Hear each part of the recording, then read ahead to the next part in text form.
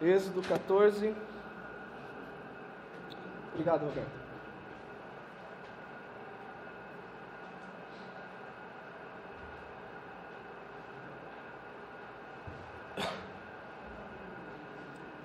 Êxodo 14.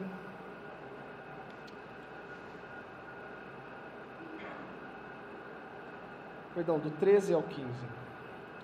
Moisés, porém, respondeu ao povo: não temais, aquietai-vos e vede o livramento do Senhor, que hoje vos fará, porque os egípcios que hoje vedes, nunca mais os tornareis a ver. O Senhor pelejará por vós, e vós vos calareis. Disse o Senhor a Moisés: por que clamas a mim? Dize aos filhos de Israel que marchem. Vamos orar. Pai, nós agradecemos por poder chegar até esse ponto do ano, até esse dia. E se chegamos até hoje é porque o Senhor nos guardou. Não foi por esperteza, por inteligência, por habilidade qualquer em nós.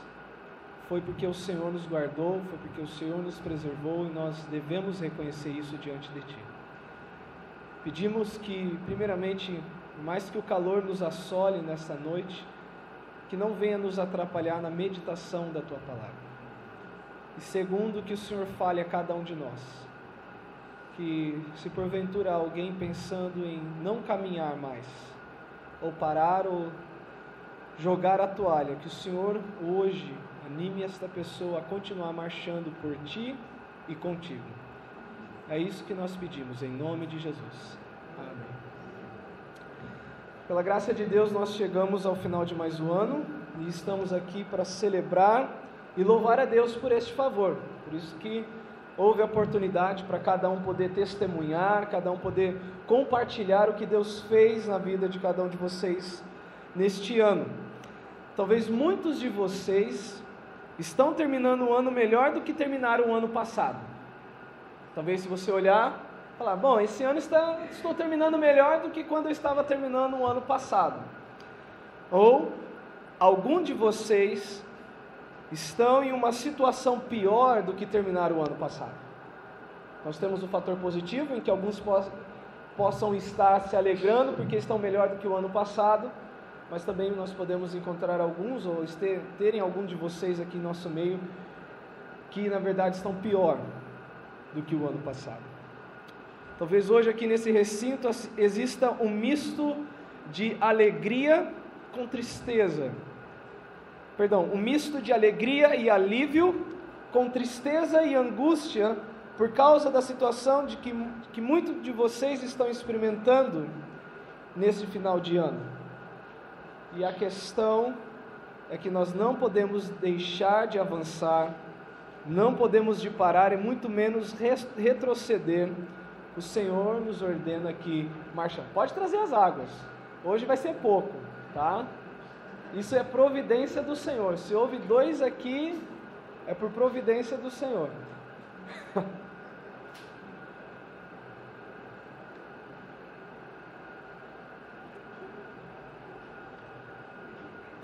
Se os irmãos notaram a leitura do capítulo 14 do livro do Êxodo, é aquela famosa passagem em que Deus abre o mar para o povo de Israel. Eles haviam visto 10 grandes sinais do poder de Deus numa terra egípcia. No meio do cativeiro deles, Deus operou sinais, prodígios e maravilhas a fim de que o povo fosse liberto da mão opressora dos egípcios e pudesse adorar a Deus no deserto. E quando chega no capítulo 14, é quando se inicia a perseguição. Eles haviam saído de um ponto no Egito e Deus escolheu por bem eles não irem direto, cortar direto para onde eles deveriam ir, porque eles haveriam de encontrar os filisteus, haveriam de ter grande batalha e aquilo haveria de desanimá-los todos. Então Deus achou por bem eles darem volta e passar por baixo, contornar e subir. Mas nesse de passar, Deus falou, olha, vocês vão ter que parar ali em Piairote, Piairote significa lugar onde cresce a cana ou a vareta. Entre Migdol, que significa torre, e Baal Zephon, que significa Senhor do Norte. Só achei interessante compartilhar o nome das cidades, né? Que são tantas cidades que são mencionadas no Egito, no Êxodo, ou no livro do Êxodo, e eles tiveram que parar ali. Só que ao mesmo tempo que essas coisas estavam acontecendo, o coração de Faraó se endureceu, como Deus havia ensinado a Moisés. E vale lembrar o seguinte, irmãos, eu já falei isso há um tempo atrás. Quando Deus fala com Moisés o seguinte: eu vou endurecer o coração de Faraó e você vai falar com ele. Na verdade, Moisés estava sendo treinado através de Faraó, com a incredulidade de Faraó. Faraó viu os 10 sinais, os 10 milagres que Deus realizara, e ele não creu.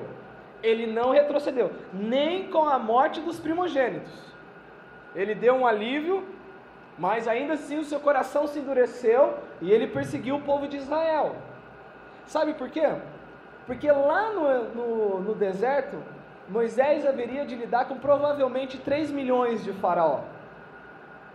O povo viu todos os sinais, o povo passou pelo Mar Vermelho, e ainda assim, em certos pontos da caminhada, o povo haveria de agir com incredulidade, com um coração duro, tal como o Faraó agiu. E se Moisés não fosse treinado com aquele homem, ele não iria levar aquele povo adiante. E ainda assim, no limite da sua paciência, no único sinal, no único momento que nós temos Moisés perdendo a cabeça, é quando Deus fala o seguinte: vai e fala com a rocha. O que Moisés faz? Ele bate na rocha. E isso lhe custou a entrada na terra prometida. Talvez você possa pensar: poxa, mas Moisés foi tão obediente, Moisés foi tão servo, Deus não poderia levar em consideração toda a obediência de Moisés? Aí que está. Quanto mais próximo de Deus, mais vai ser requerido. Não haverá barganha, não haverá compensação, porque você obedece, Deus vai te poupar.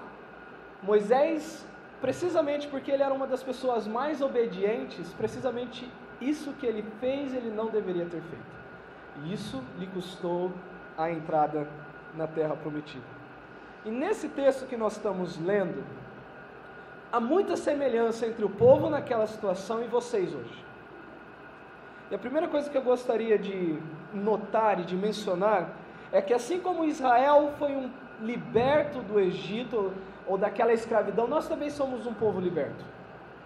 Nós também fomos libertados por Deus. Israel ele foi liberto, vamos dizer assim, da situação da aflição física, emocional, do peso e do jugo egípcio, mas eu e você que estamos em Cristo, nós fomos libertos da condenação do pecado. E esse é um Egito, assim como aquele povo, por mais numeroso que fosse, não poderiam livrar-se por si só, ou por eles mesmos, eu e você, por nós mesmos, não haveria nada que nós pudéssemos fazer para nos livrar da situação ou da condenação do pecado. Em termos simples, não existe boa obra que eu e você pudéssemos fazer para que Deus falasse o seguinte: eu não vou te condenar. Você é tão bonzinho, você é tão boazinha, que eu vou repensar essa situação na qual você encontra-se diante de mim. Foi necessário um libertador vir e nos libertar da condenação do pecado. Assim como Deus enviou o profeta Moisés como porta-voz de Deus, operou sinais na presença do povo, operou sinais na presença do inimigo, e por intermédio de Moisés, Deus efetuou o livramento. Deus enviou o seu Filho, Jesus Cristo, que operou vários sinais, que operou grandes maravilhas, que não somente esticou o cajado, mas que foi pregado no madeiro, e foi morto e ressuscitou ao terceiro dia, e pela sua morte e ressurreição, todo aquele que crê em Cristo é liberto da condenação do pecado. Romanos 6,7 diz: pois quem morreu está justificado do pecado. Significa que Deus olha para você e não existe nenhuma ficha de acusação. Deus não tem na sua gaveta celestial, ainda que nós lemos em Apocalipse, existam livros que serão lidos, e as obras de certas pessoas serão mencionadas, e não haverá nada que aquelas pessoas poderão fazer para reverter o que Deus haverá de falar: apartai-vos de mim. Mas os que estão em Cristo não tem nenhuma obra escrita naquele livro no dia final. Tudo foi pago. Quando ele disse na cruz, está consumado, significa que os meus pecados, os seus pecados passados, presentes, futuros, todos foram perdoados, todos foram esquecidos, todos foram apagados. Mas até os que eu vou fazer, até os que você vai cometer, não existem na presença de Deus. Não é um salvo-conduto para você sair pecando. Pelo contrário, isso é para que você se agarre mais a esse Salvador. Jesus é superior a Moisés, porque Moisés livrou o povo apenas de uma situação terrena, mas Jesus nos livrou de uma condenação espiritual. Não somente da condenação do pecado, nós somos libertos da escravidão do pecado. Significa que toda pessoa que não tem Cristo é um escravo do pecado, mesmo tendo vontade própria. Mesmo você podendo escolher entre branco e preto, entre subir e descer, entre comer e não comer, mesmo você exercendo a sua vontade, toda pessoa sem Cristo tem esta vontade presa ao pecado.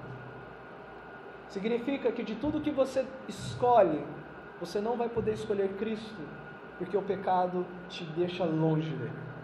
Em Romanos capítulo 6, no versículo 22, diz assim: agora, porém, libertados do pecado, transformados em servos de Deus, tende o vosso fruto para a santificação e, por fim, a vida eterna. Nós somos libertos da condenação do pecado, nós somos libertos da escravidão do pecado, nós fomos libertos do pavor da morte. Me apresente um cristão genuíno que tem medo da morte, não medo de morrer, medo da morte. Medo do que vai acontecer depois, quando a alma se desvencilhar do corpo. Creio que nenhum cristão tem esse pavor. Já o ímpio, sim. Já o que não tem Cristo, ele não gosta de pensar nem em morrer e nem na morte. Em Hebreus capítulo 2, versículo 15...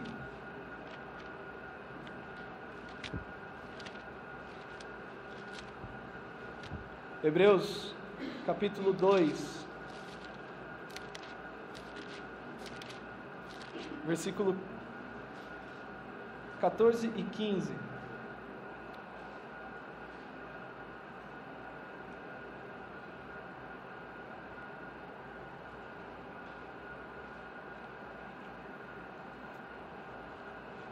Diz assim: Visto, pois, que os filhos têm participação comum de carne e sangue, destes também ele igualmente participou, para que por sua morte destruísse aquele que tem o poder da morte, a saber, o diabo, e livrasse todos que pelo pavor da morte estavam sujeitos à escravidão por toda a vida. Nós fomos libertos da lei.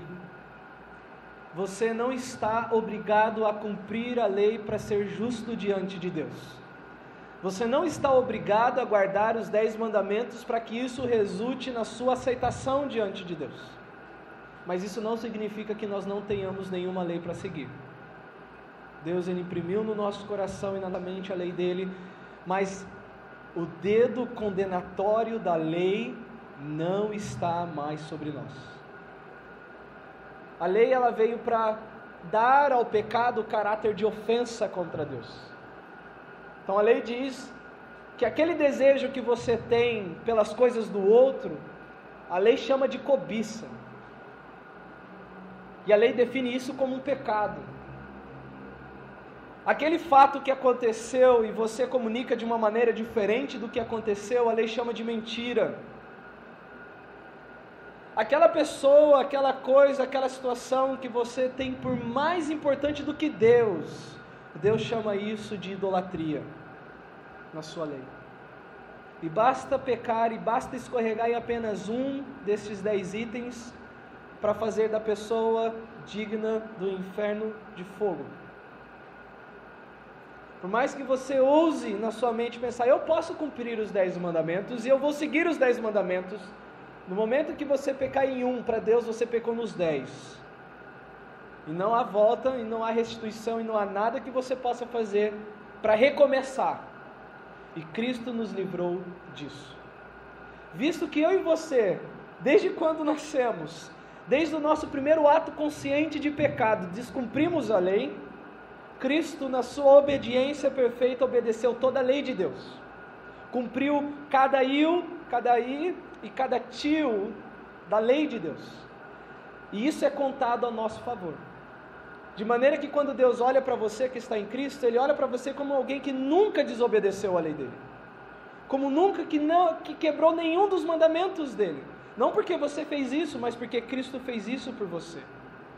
E nós fomos libertos deste dedo condenatório da lei. Em Romanos, ainda, no capítulo 7, versículo 6, diz assim: agora, porém, libertados da lei, estamos mortos para aquilo a que estávamos sujeitos, de modo que servimos em novidade de espírito e não na caducidade da letra. E por último, nós fomos libertos do império das trevas. Nós fomos libertos das mãos de Satanás. Se existe culto de libertação, Cristo já realizou na cruz do Calvário, de uma vez por todas. Só Ele pode realizar um livramento de uma vez por todas. E em Colossenses, no capítulo 1, versículo 13,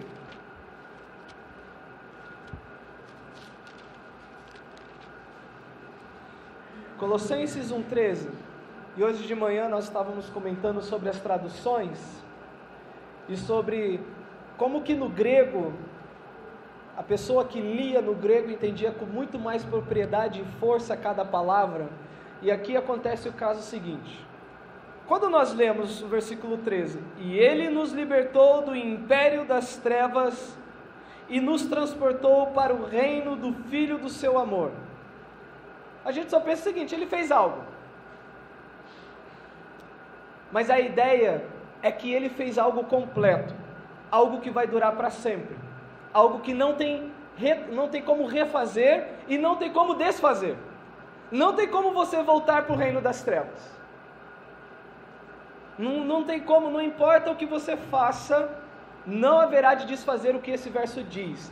Ele nos transportou, Ele nos libertou do império das trevas, e o verbo transportar, a ideia é quando vai fazer aquela transposição, aquele transporte de uma planta com a raiz para um outro lugar. Eu lembro no seminário que nós tínhamos o viveirinho das alfaces.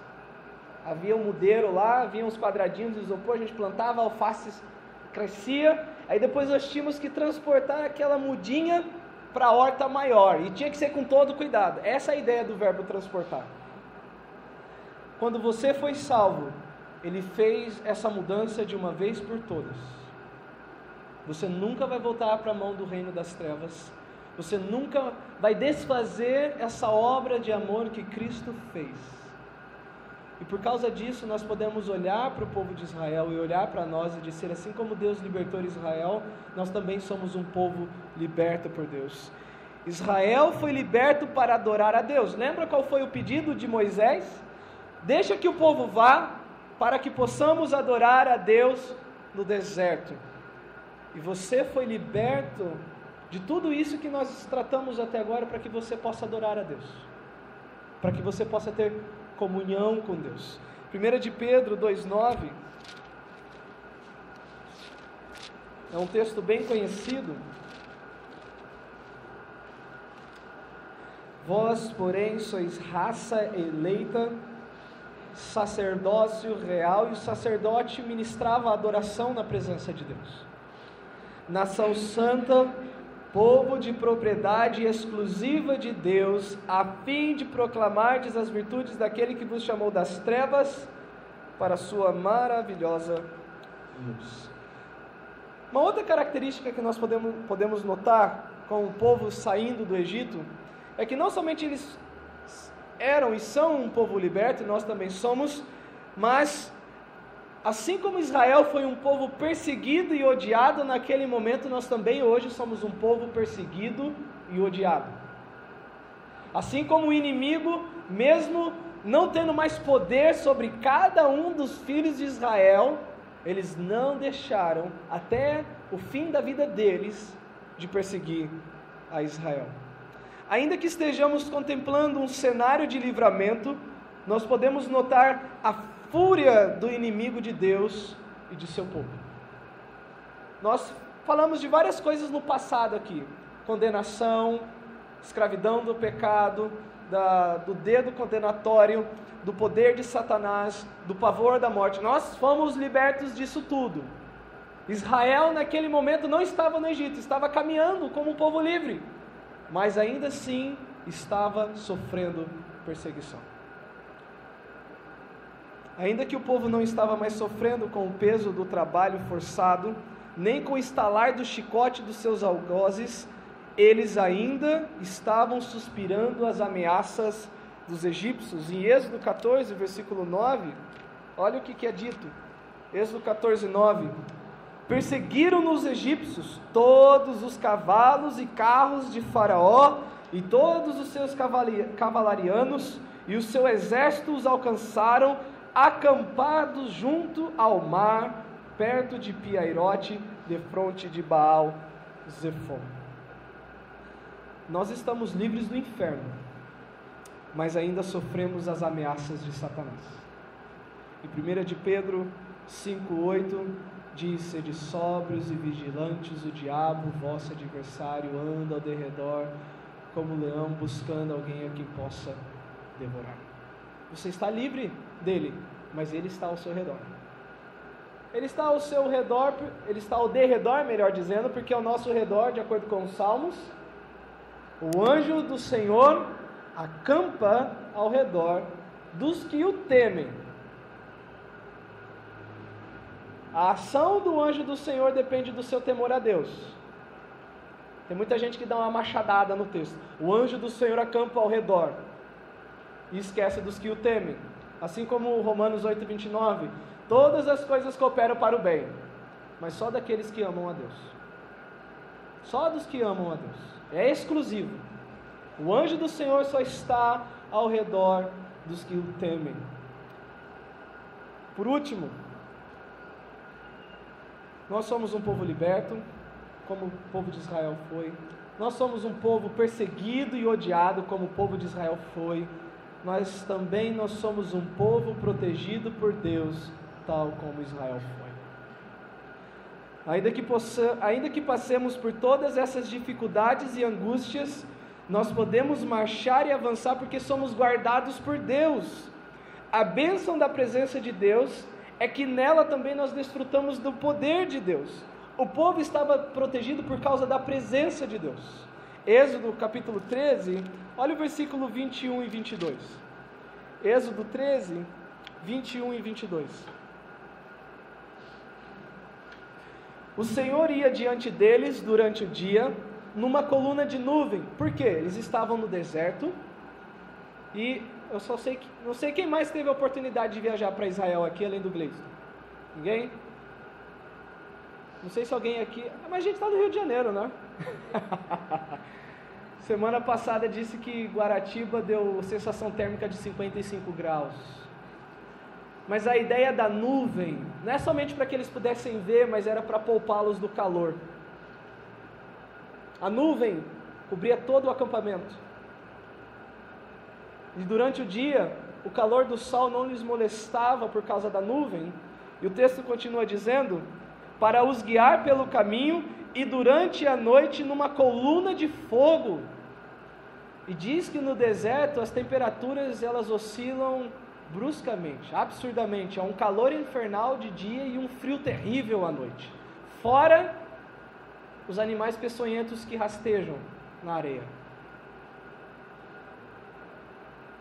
E Deus, durante a noite, era a coluna de fogo para lhes esquentar e para lhe dar luz para caminhar no meio das trevas. Assim como Deus protegeu Israel, Deus nos protege, irmãos. Nós temos uma coluna de nuvem, nós temos essa nuvem que nos dá o refrigério no meio do calor da provação. E há momentos em que nós estamos em tão densas trevas que somente a luz de Deus para nos fazer caminhar. E por isso nós devemos marchar. E por isso nós devemos prosseguir. Nunca se apartou do povo a coluna da nuvem, nunca se apartou do povo a coluna de nuvem durante o dia, nem a coluna de fogo durante a noite. Durante todo o tempo em que eles marchavam, em que eles caminhavam, Deus estava presente com eles. O inimigo pode estar perto, mas ele terá de passar por Deus para nos atingir. O inimigo pode estar assim, você pode estar sentindo o bafo dele no seu cangote, melhor dizendo, né? Igual Hebreus 12:2, desembaraçando de todo o peso do pecado que tão de perto nos assedia, ou tenazmente nos assedia. E o texto aqui em Êxodo, capítulo 14, no versículo 19 e 20, olha só. Então, o anjo de Deus, isso daqui na teologia é chamado de teofania, é uma menção do Filho de Deus, é uma menção, eu não vou falar Jesus, porque Jesus passou a existir no momento em que ele se encarnou, o Filho de Deus sempre existe, mas o homem Jesus somente no momento em que ele se encarnou, tá? Isso não é heresia. Na eternidade existe o Filho de Deus. Na nossa história existe Jesus Cristo. Quando nós formos arrebatados, o Filho de Deus por amor assumiu a forma humana por toda a eternidade. Ele vai ser homem, carne e osso, por toda a eternidade por amor de nós. Porque se não houver um homem na presença de Deus no céu, nós não vamos poder estar lá. E como ele foi e é e será o único homem que pôde adentrar a presença de Deus, e por isso o Salmo 24, levantai, ó portas, as vossas cabeças, levantai-vos, ó portais eternos, para que entre o Rei da Glória. Quem é o Rei da Glória? O Senhor dos Exércitos, forte e poderoso nas batalhas. Eu e você só vamos poder estar lá porque Ele está lá. Não por causa de nada em nós. Não por causa de nada em nós. E nós vemos o cuidado dele com o povo aqui. O anjo de Deus que ia diante do exército de Israel. Essa é a menção do Filho de Deus. Ou da segunda pessoa da Trindade. Ainda que não é certo ficar colocando a primeira, segunda, terceira pessoa. Então o anjo de Deus que ia diante do exército de Israel se retirou da frente, da condução, do guiar, e passou para detrás deles. E também a coluna de nuvem se retirou de diante deles e se pôs atrás deles, e ia entre o campo dos egípcios e o campo de Israel. Por isso, mesmo que o inimigo esteja perto, ele vai ter que passar por Deus. Ele vai ter que enfrentar Deus. Não é enfrentar você, é enfrentar a Deus. Por isso que o texto no versículo 14 diz: o Senhor pelejará por vós e vós vos calareis. Não foi o povo que fez tudo aquilo, foi Deus. E ia entre o campo dos egípcios e o campo de Israel. A nuvem era escuridade para aqueles, e para estes esclarecia a noite. De maneira que em toda a noite, este e aqueles não puderam se aproximar. Deus confunde os passos do nosso inimigo, enquanto Ele ordena e corrige os nossos para continuarmos caminhando. João 10:29 diz: aquilo que o Pai me deu é mais precioso do que tudo, e da mão do Pai ninguém poderá arrebatar. Mesmo que nós sejamos libertos e mesmo que nós sejamos perseguidos e odiados, nós devemos ter bom ânimo porque somos protegidos por Deus. Somos guardados por Deus.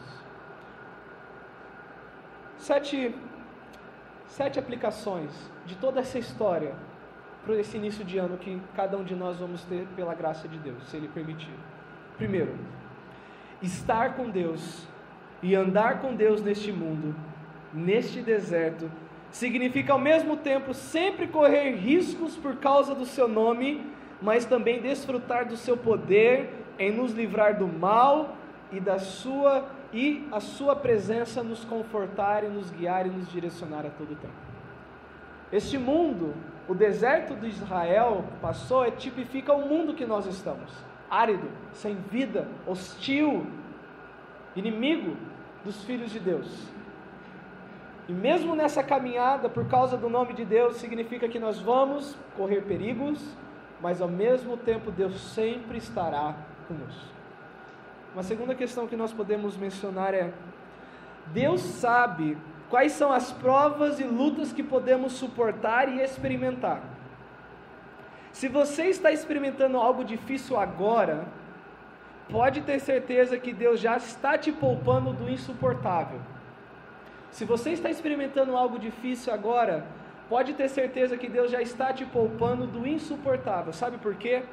Lá no capítulo 13, no versículo 17, olha só o que o texto diz: tendo Faraó deixado ir o povo, Deus não o levou pelo caminho da terra dos filisteus, posto que mais perto... O quê? O que significa? Olha, se eu levar o povo pelo caminho dos filisteus, no mapa eu não tenho aqui, mas pense num triângulo. Esse primeiro ponto é o Egito, e aonde eles deveriam ir é esse ponto. Se eles fossem reto aqui, eles iriam cortar caminho, mas eles teriam que passar pela terra dos filisteus. Ao invés disso, Deus fez o quê? Mandou eles descerem e depois subirem. E Deus está falando o seguinte: por mais que seja perto passar pela terra dos filisteus, olha só o que vai dizer o verso 17. Deus não o levou pelo caminho da terra dos filisteus, posto que mais perto, pois disse, para que porventura o povo não se arrependa, vendo a guerra e torne para o Egito. Mesmo o povo passando toda aquela angústia naquele caminho, Deus o livrou de uma coisa pior que eles não poderiam suportar. Então pense nisso. Se você está sofrendo algo agora e você acha, isso é demais para mim, você não faz ideia do que seria demais de fato para você e que Deus está te poupando nesse exato momento, por amor. Porque se Ele te permitisse passar pelo que você não está passando agora, você abandonaria a fé hoje, você daria as costas. Por mais que nós temos a promessa de Jeremias que nunca vão se apartar de mim, mas Deus sabe que há situações que naturalmente já nos impeliria de tudo. Paulo fala em Atos que houve certas situações em que ele desesperou da própria vida, em que ele desistiu de viver literalmente. Tamanha foi a provação que ele experimentou. Então pode ter certeza, se você está experimentando uma certa dificuldade agora, uma certa luta, uma certa provação, uma certa situação difícil, agradeça porque Deus está te dando o que você aguenta. E Ele está te poupando do que te destruiria. Em 1 Coríntios 10, 13 diz assim: pois não nos sobreveio tentação que não fosse humana, mas Deus é fiel e não nos permitirá sermos tentados além das nossas forças. Pelo contrário, juntamente com a tentação Ele proverá livramento de sorte que nós vamos poder suportar. E assim como eles foram tentados e provados, qual foi o livramento? A nuvem, a coluna de fogo, a presença do anjo de Deus, e ainda assim eles puderam passar por tudo aquilo. Terceiro, no caminhar deste mundo, chegará momentos em que o pavor e a angústia das provações, o furor do inimigo que nos cercam será tão grande que se essas coisas nos tomarem, deixaremos de notar a presença de Deus conosco. Vai chegar momento na caminhada, momentos que nossa caminhada aqui, que se nós ficarmos olhando para as ações, as situações e o pavor que o inimigo pode causar em nós, nós não vamos notar a presença de Deus. 14, versículo 10 e 12 diz: E chegando o Faraó, os filhos de Israel levantaram os olhos, e eis que os egípcios vinham atrás deles, e temeram muito. Então os filhos de Israel clamaram ao Senhor, e disseram a Moisés: será que por não haver sepulcros no Egito, que nos tiraste de lá para que nós morramos neste deserto? Por que nos trataste assim, fazendo-nos sair do Egito? Não é isso que te dissemos no Egito? Deixa-nos para que sirvamos os egípcios.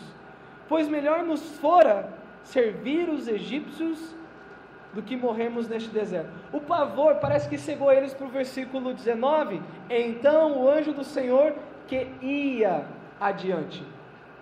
E essa ideia de ia adiante era algo que estava presente desde o início. Desde o início, o anjo do Senhor ia adiante, mas quando eles viram os egípcios, nós vamos perecer, mesmo com a coluna de fogo na frente deles, mesmo com a nuvem na frente deles, mesmo com o anjo do Senhor na frente deles, parece que aqueles três ficaram impotentes diante de Faraó. E se no momento da tribulação, da angústia e da prova, você não olhar para Deus maior do que todas essas circunstâncias, Deus vai ficar pequeno na sua frente. E você vai desistir. E você vai sucumbir. O medo alimenta a incredulidade. Não era Moisés que os conduzia, era o próprio Deus que ia adiante deles. E ainda assim é possível você não ver Deus guiando, guardando e cuidando a sua vida no meio da tribulação. Mesmo com essa incredulidade, Deus não deixou de guiar, guardar, proteger. Mesmo com tudo isso,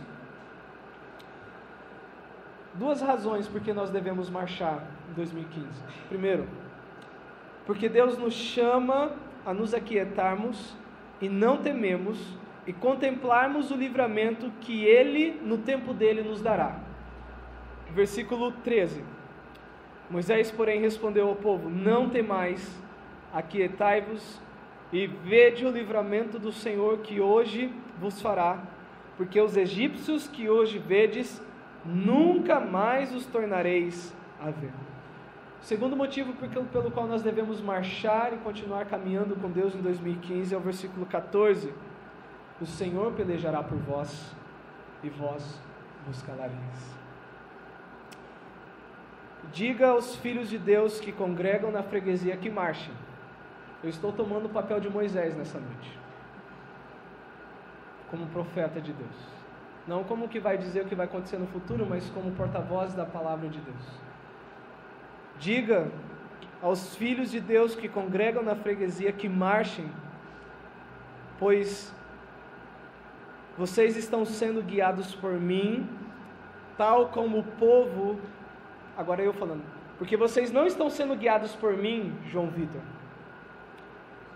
vocês estão sendo guiados pelo próprio Deus que habita em vós. Deus estava na frente deles no deserto, mas Deus habita em vós.